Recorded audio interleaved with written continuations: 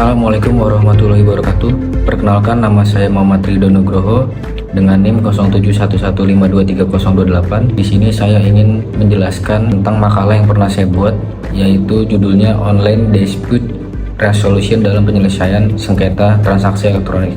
Perkembangan pesat e-commerce membawa dua sisi mata uang, kemudian berbelanja lintas kota, bahkan lintas negara. Sekaligus ledakan potensi sengketa seperti barang tak sesuai deskripsi, keterlambatan pengiriman, atau kegagalan pembayaran. Ketika jalur litigasi konvensional kerap memakan waktu berbulan-bulan dan biaya tinggi, Online Dispute Resolution atau ODR hadir sebagai game changer, sebuah mekanisme negosiasi, mediasi, dan arbitrase yang seluruhnya berlangsung di ruang digital. Mari kita mulai dari definisi ODR. ODR adalah proses penyelesaian sengketa yang memanfaatkan platform daring untuk mempertemukan para pihak, memfasilitasi tukar bukti, dan bila perlu menghadirkan mediator atau arbiter virtual. Model 3 tahapnya mudah dikenali: negosiasi otomatis berbasis chatbot atau formulir klaim, mediasi video conference ketika negosiasi buntu, dan arbitrase online dengan putusan mengikat yang dieksekusi platform pembayaran. Pendekatan bertingkat ini terbukti ampuh di ranah low value, high volume eBay. Misalnya menyelesaikan kira-kira 60 juta sengketa per tahun, 90% diantaranya rampung hanya dalam 72 jam tanpa campur tangan manusia. Kecepatan sejenislah yang diidamkan konsumen kita saat transaksi senilai ratusan ribu rupiah tersendat. Di Indonesia, benih-benih ODR sudah tumbuh di lapak-lapak raksasa. Kita ambil contoh seperti Tokopedia, memiliki pusat resolusi yang memungkinkan pembeli mengajukan komplain, mengunggah bukti foto, lalu berdialog langsung dengan penjual. Bila buntu, tim Tokopedia bertindak sebagai mediator netral. Riset akademik menegaskan mekanisme ini memakan biaya dan memangkas jarak geografis, meski masih membutuhkan payung hukum yang lebih eksplisit agar putusan platform setara Small Claims Court. Di sisi pemerintah, Badan Penyelesaian Sengketa Konsumen atau BPSK telah meluncurkan kanal pengaduan daring, meski integrasinya dengan ekosistem marketplace dan payment gateway masih bertahap.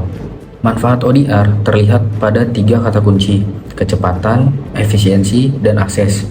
Kecepatan tercermin pada SLA yang dihitung dalam jam, bukan minggu.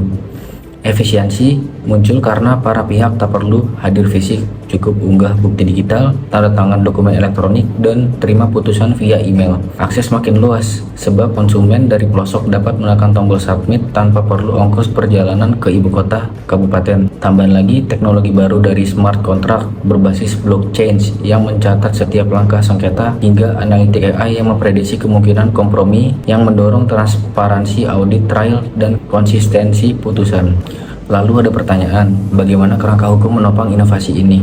Di tingkat nasional, Undang-Undang ITE memvalidasi tanda tangan elektronik, sementara Undang-Undang Perlindungan Data Pribadi menetapkan standar keamanan bukti digital. Pelajaran dapat dipetik dari Uni Eropa yang sejak 2016 mewajibkan setiap toko online menautkan EU ODR platform sebagai single entry point bagi konsumen lintas negara. Meski platform itu akan ditutup Juli 2025 karena rendahnya tingkat partisipasi pelaku usaha, kerangka normatifnya sukses menajamkan isu privasi, tenggat penyelesaian, dan interoperabilitas ratusan lembaga ADR. Singapura juga menjadi rujukan dengan Singapura Mediation Center dan Singapura International Arbitration Center yang menawarkan jalur ODR terpadu untuk klaim bisnis skala menengah, membuktikan sinergi hukum teknologi mampu menarik pengguna lintas batas. Meski gemilang, ODR bukan tanpa batu sandungan. Pertama, literasi digital masih timpang. Banyak konsumen dan pelaku usaha belum sepenuhnya paham menggunakan platform daring yang bisa menghambat penyelesaian sengketa secara efektif.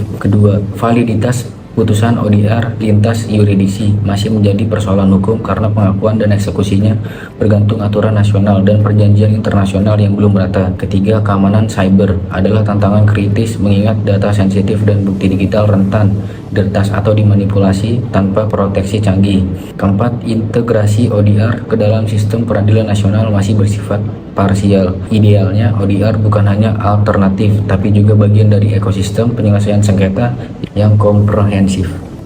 Untuk itu, rekomendasi strategis diperlukan agar ODR dapat berfungsi optimal di Indonesia. Pertama, pemerintah perlu memperkuat kerangka regulasi yang menyeluruh, mengatur aspek teknis, legal, dan perlindungan data pengguna. Kedua, investasi dalam pelatihan mediator dan arbiter digital sangat penting agar proses mediasi dan arbitrase daring dapat berjalan profesional dan adil. Ketiga, pengembangan infrastruktur teknologi yang handal dan aman.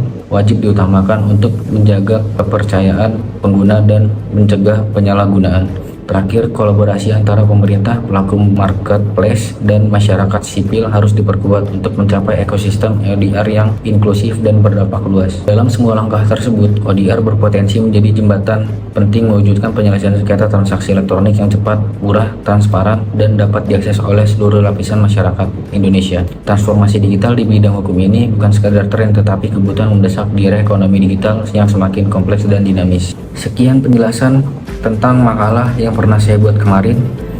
Kurang lebihnya mohon maaf. Billahi taufiq wal hidayah. Wassalamualaikum warahmatullahi wabarakatuh.